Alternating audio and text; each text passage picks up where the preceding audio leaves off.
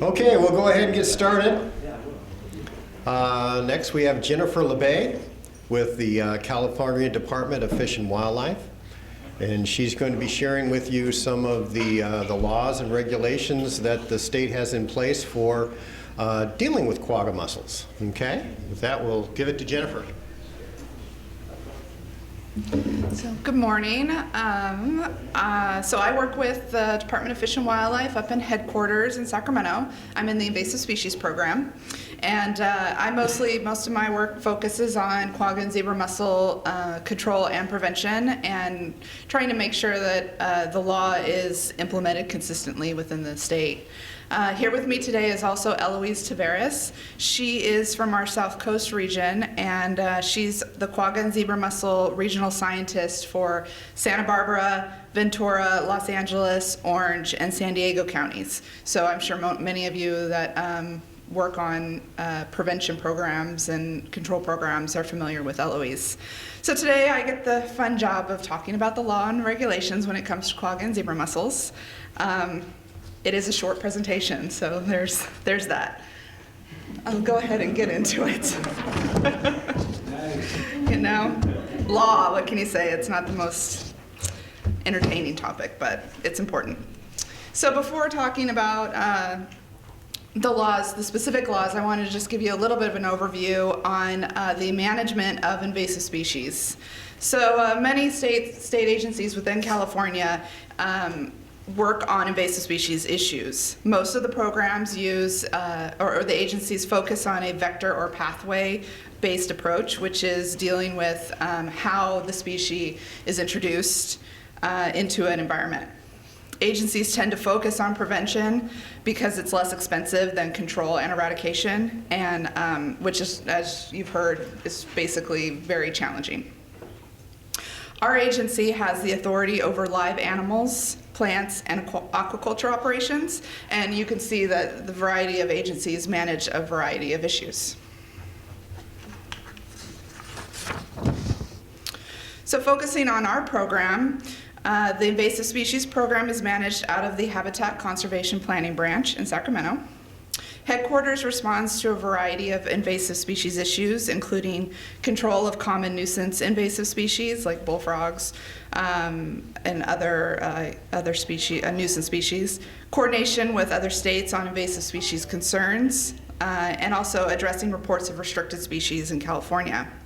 We also manage the Quagga and Zebra Mussel Project, and in addition to headquarters staff that work on that, each inland region has a dedicated regional environmental scientist that works on quagga and zebra mussel issues. So those staff do the groundwork related to the program.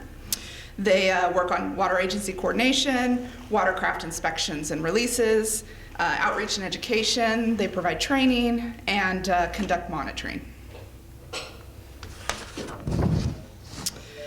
So Fish and Wildlife is the lead agency when it comes to quagga and zebra mussels when it related to the law. However, many agencies do coordinate and work on quagga and zebra mussel issues. So California Code of Regulations, Title 14, Section 671 was the first law that went into place in California related to quagga and zebra mussels. It places restrictions, this section places restrictions on the importation, possession, and transportation of live animals. Quagga and zebra mussels were added to this list back in 1994, which was 13 years before the mussels were discovered in California. In response to the mussel infestations in California, there were two laws that went into place. So the mussels were introduced in 2007. And so these laws followed that infestation. Right, 2007? Did I get that right? Yeah. So Section 2301, first off, it makes it illegal to possess either live or dead mussels without department approval. The code basically just says it's illegal to possess dry-scented mussels, and so the interpretation of that is live or dead. It gives authority to the department to inspect surface waters, facilities, and conveyances. And conveyances would be vehicles, boats, or other watercraft, containers, and trailers. And our authority is to inspect for adult mussels and water that may contain dry-scented veligers. 2301 also gives us the authority to quarantine conveyances that contain adult mussels. The law requires control plans be developed and implemented for water supply facilities that become infested with mussels, and the department has the responsibility to review and approve those plans. So these programs must include a summary of the infestation, monitoring to determine changes in populations, and a description of the methods for control at the infested water body. Section 2302 was introduced in, I believe it was 2008, as a bill and signed into law. And it requires that prevention programs be implemented at reservoirs that are open to the public for recreation. So these programs must include outreach and education, early detection monitoring, and we always encourage sampling for both adults and veligers, and then also management of recreation. We encourage some form of watercraft inspection program if appropriate, but it's up to each individual agency to determine what level of program should be incorporated and what criteria will be used to allow a boat to launch. So there are various programs in place throughout the state. There's self-inspection surveys, inspections of boats coming from high-risk areas, inspections of all boats that are launching, and some of them incorporate decontamination. It is important to note that Department of Fish and Wildlife does not have the authority to dictate prevention program specifics or control program specifics, only the necessary components that make up that program. And with control programs, we do have the obligation to review and approve, so determine that they're effective. It's up to the implementing agency to determine what type of program they will utilize. Fish and Game Code directs Fish and Wildlife to develop regulations that implement our code sections.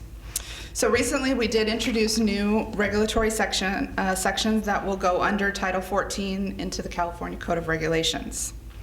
And these sections will implement 2301 and 2302. So the regulations do a variety of things. We created a new permit process for the possession of dead mussels, which, as I mentioned, are illegal to possess without Department of approval.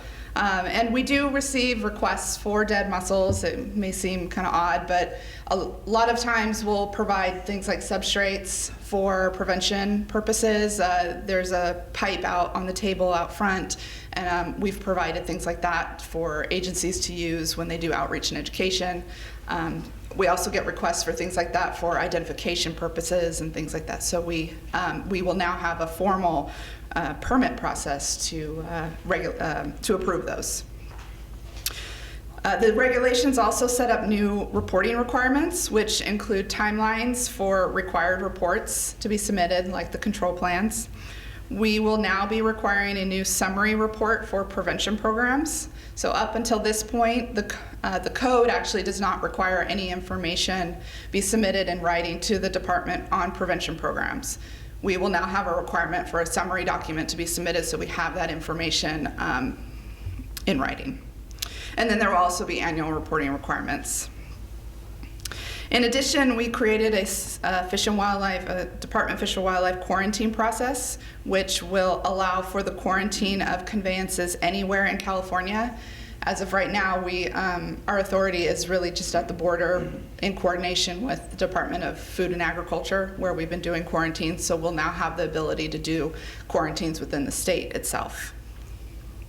And then finally, the regulations create a new administrative penalty and appeals process for violations to the code as well as to the Title 14. So the regulations were submitted to the Office of Administrative Law, or OAL, in July for approval. The OAL has 30 business days to determine if the regulations comply with the Administrative Procedures Act. If approved, the regulations will take effect on October 1st of this year, and we expect a response from OAL by the end of the month. So that kind of covers the law. I wanted to touch a little bit on what a water agency's responsibility is when it comes to quagga and zebra mussels and the code and the regulations. So there are two main responsibilities that a water agency must meet. The first is to implement a prevention or a control program, which is required either by 2301 or 2302. Those programs, as I mentioned, need to have outreach and education, monitoring, and they need to manage recreation. And then for the infested water bodies, that's also controlling or containing the infestation. There's also reporting requirements. So anybody that finds a mussel or a veliger in a water body is obligated to report that find to Department of Fish and Wildlife immediately. In addition, if anybody finds a mussel on a boat or a conveyance, that also needs to be reported to the department immediately. There's also the requirements for the control and prevention, control plans and prevention program summaries. So those are an obligation by the water agencies and will be required to be submitted to us. The summaries once the regulations take effect. And then, as I mentioned, the new annual reporting requirement, which would take effect most likely in October. And I believe the due date for those in the regulations is by the end of March, I think, of every year. We have on our website, which I'll provide the link to that a little later, a list of all of our regional scientist contacts. And as I mentioned, for this area, that's Eloise. And our regional scientists are available to provide any kind of guidance and assistance as needed when it comes to meeting responsibilities. So along those same lines, we do offer a lot of different resources for agencies to help with the implementation of programs. So as I mentioned, our website has the regional scientist contact list, but we have quite a few other guidance documents and materials available. So the guidebook for recreational water managers and users helps agencies kind of develop programs and see what pieces would be helpful to incorporate. We have the boat cleaning guidebook, and then there's a variety of protocols and standards for things like monitoring, decontamination, and watercraft inspection. Our regional scientists can provide training for watercraft inspection as well as for monitoring. And two other documents I wanted to point out are we've recently added to our website is a band use document. For those of you not familiar with bans, many times agencies, as well as if we quarantine a vessel, we will band a boat to the trailer. And there's a variety of different bans. Some bans are used for quarantine, some bans are used for failure to launch, others for showing that a boat is cleaned, drained, and dried. So it can be very confusing when you come across a ban and knowing what the purpose is. So we've tried to document all the variety of bans in California that we've come across. And so this document provides a photo of the band, a description of what it's for, and then also what agency it's tied to. So it's a really useful document if you're implementing a watercraft inspection program. And then we also have a watercraft inspection program contact list, and this is another resource that we've been trying to keep up to date on, and it's a list of all the known watercraft inspection programs in California with a contact for with a link to the program as well as a contact phone number. And we provide that because it's very challenging for us to keep up on all the nuances related to the different programs. And so if somebody calls and wants to know information on what they need to do when they attend or they visit a specific lake, we refer them to the water agency directly, and we try to keep that list up to date so they have a go-to place for contact information. The last item on here as resources I wanted to point out was the new Boating and Waterways Prevention Grant. So this is not managed by the department, but it is a really useful resource for agencies that are required to implement prevention programs. So Boating and Waterways has funding now associated with boat registration fees, And those fees go towards funding prevention planning or implementation projects for quagga and zebra mussels. Finally, we have a lot of different outreach and education material on our website. There's posters, rack cards, FAQs, so a variety of different materials. We can provide an initial supply to agencies of our rack cards and posters, and then also provide the electronic copy, so you can print additional copies if needed.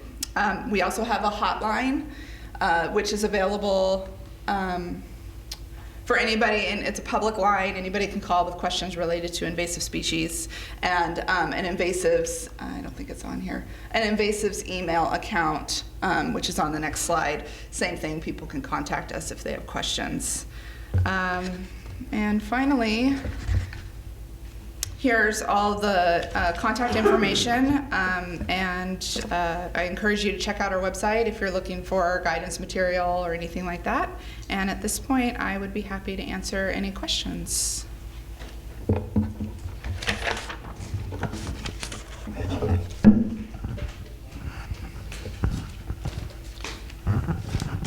Hi, Jennifer. Hi. Would you say that most, if not all, of the California laws related to invasive species are derived from the Lacey Act? I don't know that I can actually, I don't think we've ever approached it from that perspective. I don't think so. I think really the laws have come out from the infestations that have occurred. So it's the Lacey Act.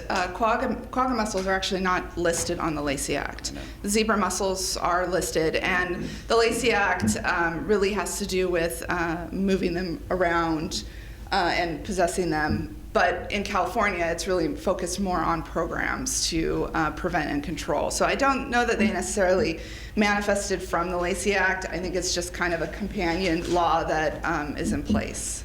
Are you aware of any new legislation that would declare quaggas or zebras as aquatic pollution?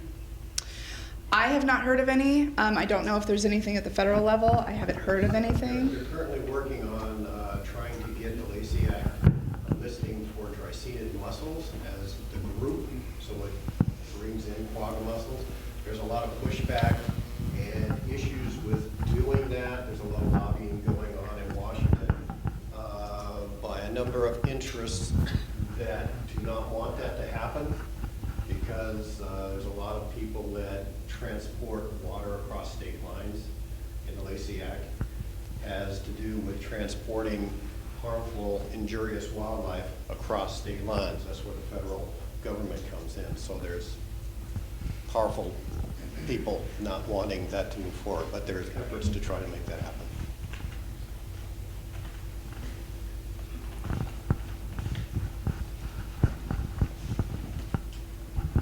Hi. I'm wondering about the public being able to comment on these plans, the prevention plans, and the environmental review of the plans. So the plans are required under the code. To date, my understanding has been that the control plans are not open to public comment. I could verify that with, I would have to go back and verify the reasoning behind that with our legal, but they have our control plans, which are obligated to be submitted to the department for approval, have not been submitted for public comment. Prevention programs, as I mentioned, there's not currently a requirement in the code for anything to be submitted, and so we wouldn't have anything to provide to the public. With the regulations, there will be a requirement for summaries to be submitted, but those are not something that need to be reviewed and approved by the department. It's just a documentation purpose. As for environmental review, I would have to check back on what the requirements are for that. I believe I think that the plans themselves are requirements of the code, and that is covered. by previous environmental review, but I would have to verify that related to when the laws were put into place. But I'd have to find out the specifics to that, and I'd be happy to check back and get back to you if you want to give me your email address. I'd be happy to look into that for you. So you're thinking it's exempt from environmental review? As a guess, I'm not sure. Like I said, I'd have to verify that, but I think it's an exempt process from CEQA. But I would have to, again, I'm not an expert when it comes to CEQA, so I would have to verify that. I have one last comment I'd like to make,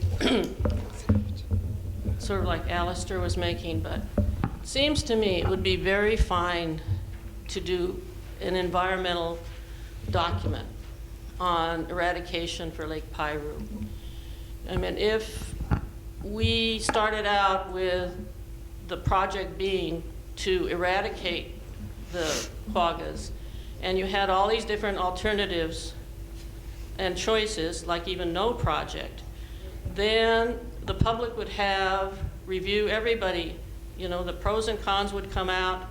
The board of directors of United would have to approve or disapprove it or write overriding, considerations if they didn't want to. If they decided that they didn't want to eradicate them, they just wanted to let the quaggas keep flowing down the river. So I just like to throw that out there. I mean, I think this should have started on environmental review right in the beginning, so all the information would be out there for everybody. Instead of these workshops where we're hearing a lot of information we've heard over and over and over, and nothing new is coming out here. Thank you.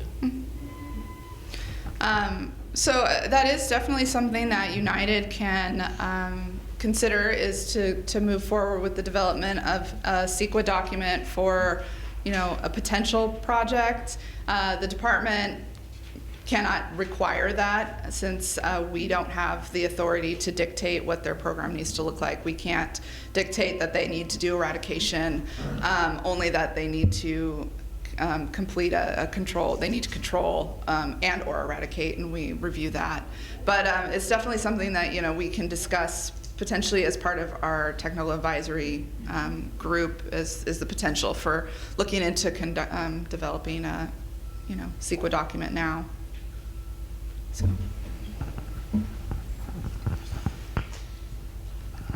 Hi. I think one of your slides said that you have the authority to inspect water bodies, and I know there's that private farming operation downstream from the District United's boundaries, and so have you inspected there? You already know there's quaggas in Lower Piru Creek.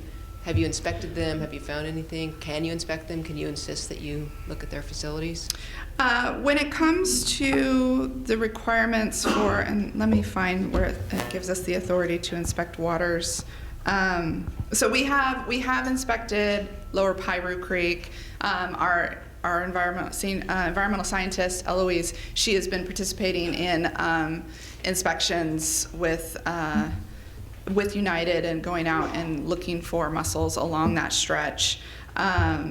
As for, we have not inspected private property, and I would have to go back and look at the code when it comes to our requirements. And if you'd like to discuss that maybe later in the breakout, I'd be happy to do that. So. Can I just add, Jennifer? Yeah. One thing we hope to do during the breakouts too for everyone. This is an advertisement for coming back after lunch. You have quite a few United staff here as well as the agency folks, and we'd like to drill down into the specific issue of helping develop monitoring programs on property that's outside United's jurisdiction, and whether we can help landowners and water diverters develop those plans, or whether we can assist in actually implementing them and actually work in partnership. That's what we'd really like to start discussing, the design of those and how we go about doing those kind of monitoring programs along, wherever anyone's interested in doing that. So that's our goal as an outcome, potential outcome of this workshop. It's a huge goal of ours, is to start doing that with other interested entities downstream. Okay, one more. Jennifer, I had a quick question about 2301. Yeah. You had mentioned that water bodies are expected to have a prevention program. Mm-hmm. So there probably are water bodies within the state of California that probably do not have prevention programs. But with this new regulation that you're putting into place, it will be able to regulate that more and be able to monitor who is in fact having prevention programs and who isn't. Is Yes. that correct? So the new regulations, that is one kind of hole in 2302, which requires prevention programs, is that because no information is submitted, it's really hard to track what's going on. And so now with the regulations, we'll be able to get that information. And in addition, as I mentioned, the new regulations have a new penalty process associated with it. There are fines associated with the code. However, it tells us we have to develop those in regulation, and they need their administrative penalties. And as of right now, this is one of the first administrative penalties that the department has been dealing with. So it's, in addition to getting it into the regulations, it's kind of been a challenge we're working on figuring out how we're going to actually implement that. So there will be the ability for us to enforce on agencies that choose not to do something, as well as have a better handle on what is going on throughout the state. Great, thank you. You're welcome. Okay, Jennifer, thanks. If anybody has any other questions, track down Jennifer. She'll be hanging in for a little while. And I'll be here through the breakout session and available to answer questions at that time too.